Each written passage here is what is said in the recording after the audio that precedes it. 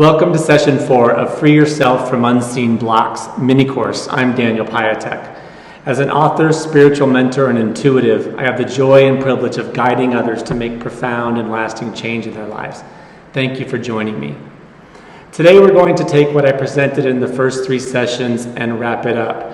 Put it all together in a way that hopefully you can see why this is what it is, why it's different than what has come before, and how you've approached making change, and how this can make something actually quite different in your life possible because of where this perspective comes from and what life can look like on the other side of having a problem.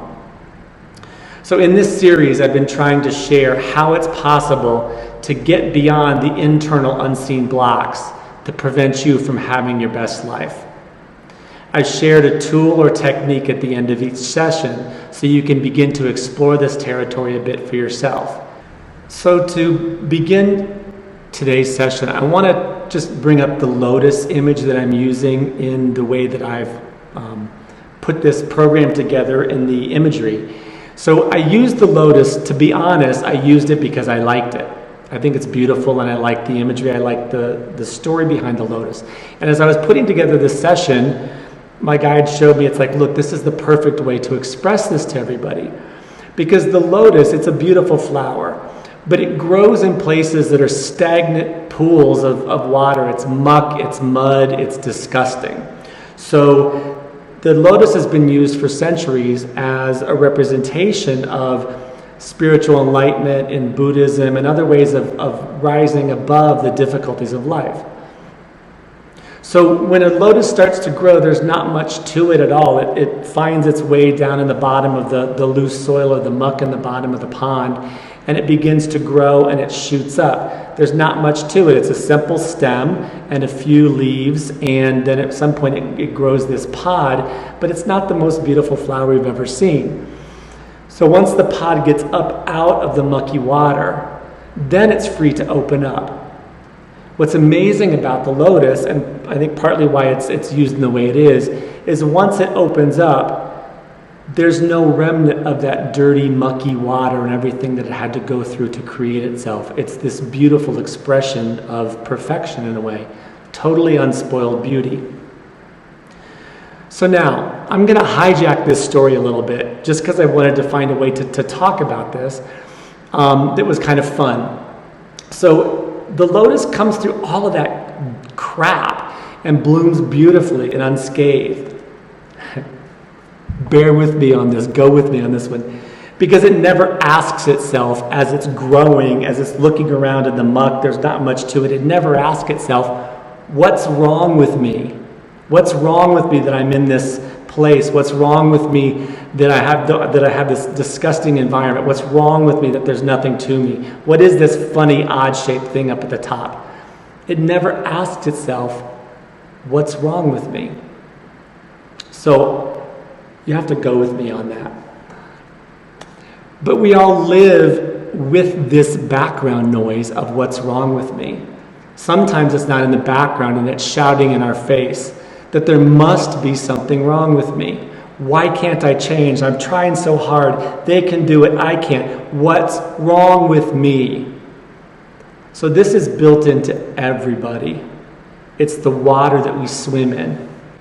To give it a name, it's called shame. Unfortunately, it's infected all of us. So the fact that it's happening to you doesn't mean you've done something wrong. It just means you grew up on planet Earth at this time. But the issue here is shame kills everything. Shame kills possibility. So I'm bringing this up because we do this to ourselves all the time. What's wrong with me? It's an unconscious, built-in sense of what's right and what's wrong. So we do this to ourselves all the time. What's the matter with me when we don't live up to our unconscious, largely, ideas of the way things should be? So when we don't live up to our expectations, when we keep trying but we can't quite seem to stop doing something that we know that's causing us trouble, we spend another day battling anxiety or fear. What's wrong with me? And that leads us to adopting a very harsh, punitive, unloving approach to how we try to make change in ourselves. What's wrong with me leads to approaches to try to make change that are like this. So, this is the same dynamic that plays out in many therapeutic approaches. Maybe not as extreme as I just embodied, but it plays out in therapeutic approaches when somebody tries to fix us or when we try to fix ourselves. Because in order to try to fix something, you're assuming it's broken, that there's something wrong with it. And we've got to get in there and figure out where the problem is. It's like taking your car to the mechanic because it's making this noise. Here, fix this. And he has to look in to try to, where's the problem? What's causing the problem? And you fix the broken part.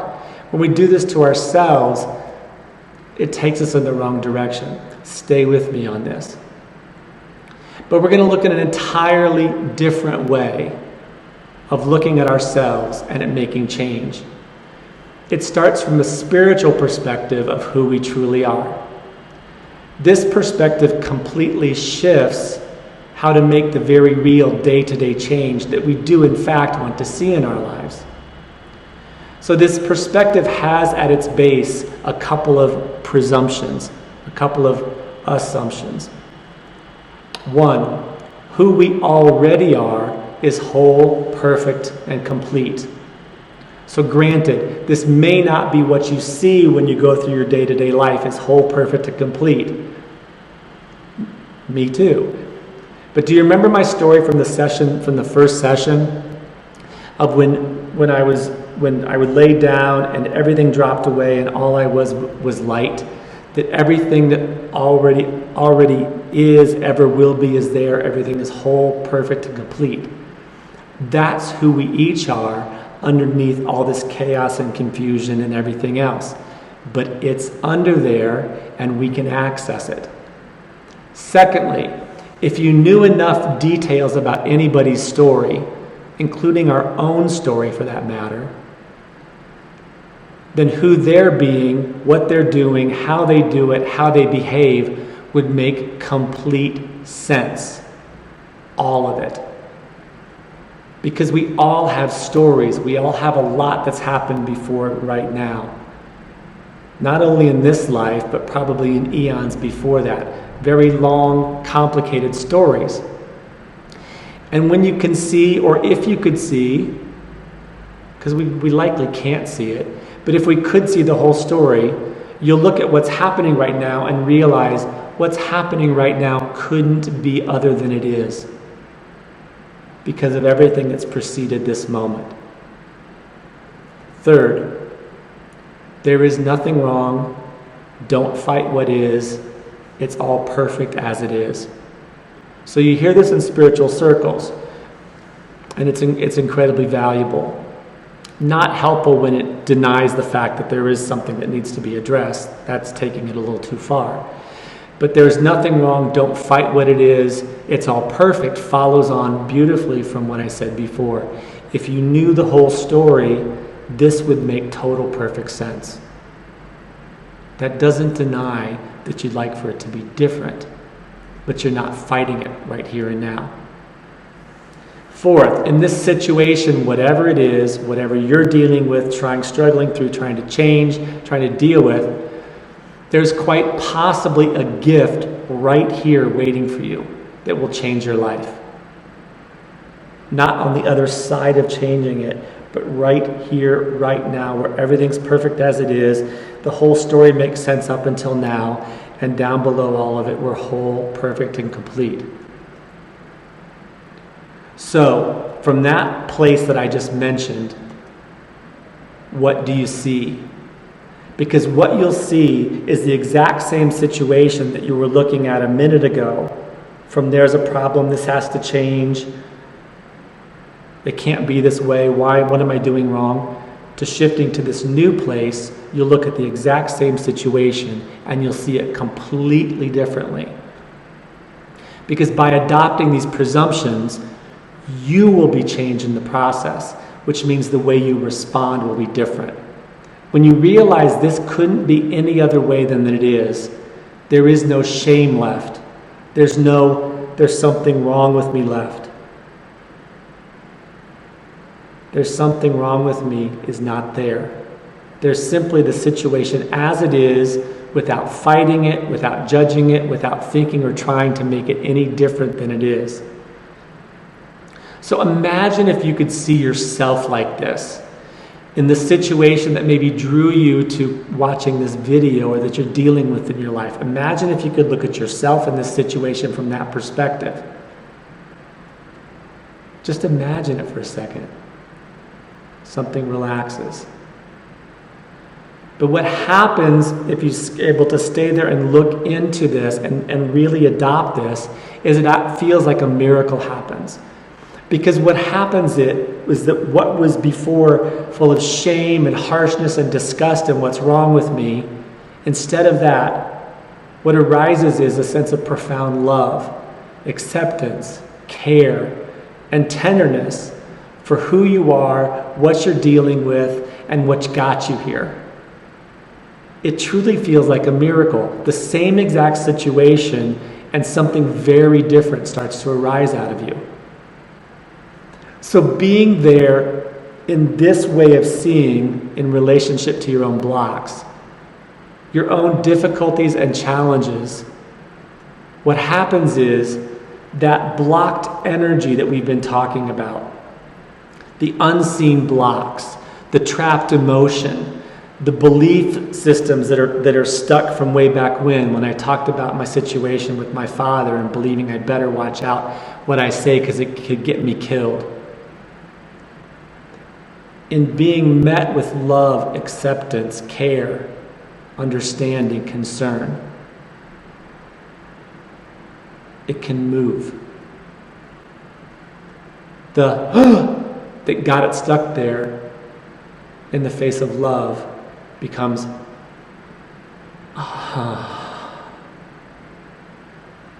it can do in that second, in the face of your genuine care and concern, what it couldn't do back then. Energy wants to move. When energy moves freely, everything works great. When energy gets stuck, it creates a difficulty. When it moves, it knows how to resolve itself. It knows how to take care of itself. Our bodies, our non-conscious, energy, are all way, way, way more clever than we are when it comes to knowing what to do in this situation. To move, to resolve. But it can't do that when we're operating from this perspective of, what's wrong with me? Do you feel it? What's wrong with me is like, trapped. It also can't work if we're adopting the position of, there's nothing wrong with me. Both of these positions block the innate intelligence in our bodies, in the non-conscious, in energy, to do what they know how to do, to keep energy moving, to resolve it. So then, when it comes to making change in our life, to getting past these unseen blocks, our job gets way, way, way more simple. Our job is to free this energy, plain and simple. It's not to go find the problem and fix the problem or understand the situation better and analyze it and get to know it, all the mechanics and how to work around it and how to see when it comes up and how to plan and strategize what to do when it comes up. No, that's all the stuff of the mind. There can be value there, but it doesn't get you free. Instead, we simply have to be willing to love ourselves enough to be with, to love, and to accept this trapped energy, the scared parts in us that want to stay hidden in the shadows. Because in the face of unconditional love, we all melt and begin to flow. And that's exactly what happens to these unseen blocks of energy. So I haven't talked much about the mechanics of how this works, and I'm not going to spend much time here. Try out the techniques I've given you in the other sessions. It gives you a glimpse into this world. But let me just say that this work is much more simple, more straightforward, much less traumatic than you would imagine. Because when you go to the energy and to release it at the level of energy, you're not dealing with the story. You're not dealing with the drama. You're dealing with the energetic entrapment. You go with love, attention, care, concern. And what you need to know, what you need to feel, then can happen, but nothing more. Because you've turned it over, you've said, mind, okay, sit over here on the side and just watch. I'm going to go with my heart and let myself expand. Let myself get free of this. The intelligence that is already there in us, whole, perfect, and complete, that lives down at the bottom, is in control. It's amazing. And I mean it literally when I say it feels like a miracle, because the same situation, you look at it and suddenly you're looking at it through different eyes, and the way you relate to it is totally different. So one of the beautiful things that comes out of doing this work, that as I was putting this together, I was like, well, what can I share with people? And I thought, well, first of all, is just that like I shared in my first story, of realizing that after I'd done all of this work, that I responded in a situation where I realized after I responded and I set that boundary, it's like, oh my God, I just did something that I've like never done. And I didn't have to think about it. It's because we're freeing ourselves of the blocks from whole, perfect, and complete, which lives below that. And we allow whole, perfect, and complete to come forward in the moment as what's needed, because we don't have the blocks in the way. And then I realized as I was writing this, it's like one of the other things, because this has changed my life profoundly, this work. It means a lot to me because I've seen what it can do for myself and with the clients I work in. It's really quite extraordinary. Is that one thing I've realized is that I don't worry in the same way at all about the things in life that cause me difficulty, because things in life cause me difficulty. It's life. It's still life on planet Earth. But I don't worry about it because I know that I have these tools to go to work down at the level of cause, that I'm not out here trying to manage the effects nearly as much. It's like I see, look, here's something that feels like it's getting in my way. I really would like to not have this block me anymore. And I take it into the healing and I work at it in the level of energetic healing. And then I start to discover that my behavior in the world is changing.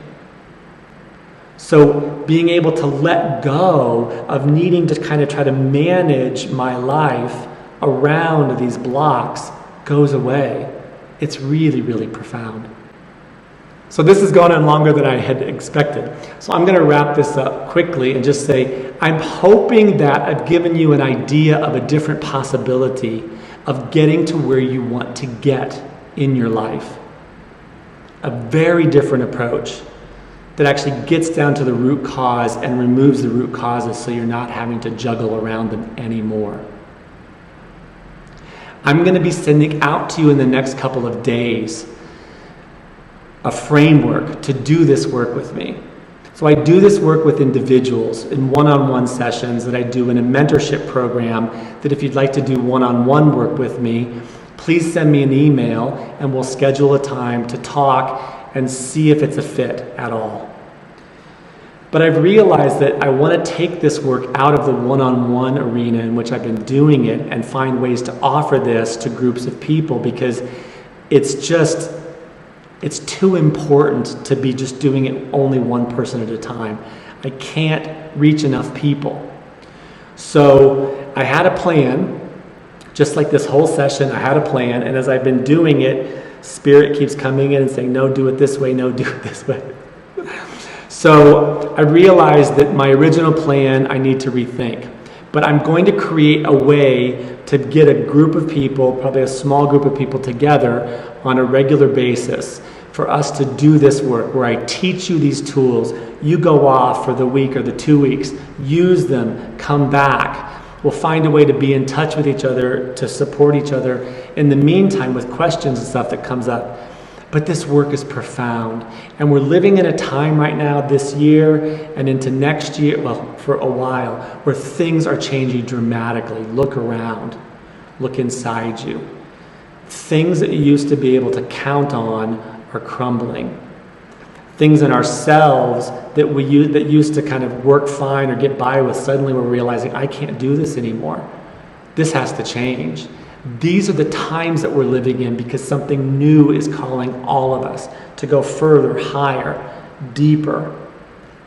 These are profound tools to assist you, and I would love to assist you with that. So please keep your eye out for an email from me in which I will present what it is that gets told to me to put together. And I look forward to working with you. I look forward to introducing you to these tools and turning you on to a whole different way of approaching being a human being. Because being a human being is really tough stuff, y'all. This planet is not an easy one, and it's meant to be that way. However, there are ways our understanding of how we work, of how the energies work, are changing dramatically. There are new ways to approach this stuff. Let's use them. So come join me. I look forward to seeing you. Thank you so much for joining me in this mini course. I really, really appreciate your time and energy and your attention and wanting to make the world a better place by making your life more of who you are.